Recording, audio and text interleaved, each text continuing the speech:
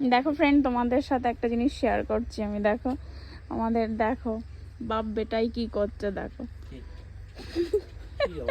দেখো শাড়ি দিয়ে পুরো ঘিরে, দেখো কি সুন্দর দুজনা মিলে এদিকে মশারা যে ধূপকাঠি জ্বালিয়ে, দেখো কি সুন্দর শুয়ে শুয়ে দুজনা গল্প করছে।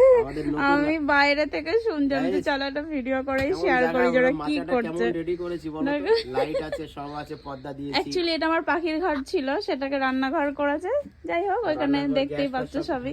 আর এই পাশটায় দেখো বাইরে একেবারে মাঝে মাঝে আমরা একটু বই দেখি এখানে বসে।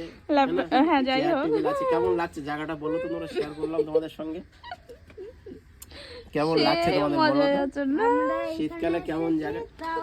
এই দেখো বালিশ আমার পাপার জায়গা, এটা আমার পাপার জায়গা। এটা আমি কি করছি, ছোট একটা টেবিল বানিয়ে দিয়েছি। কেমন লাগছে তোমাদের বলো তো?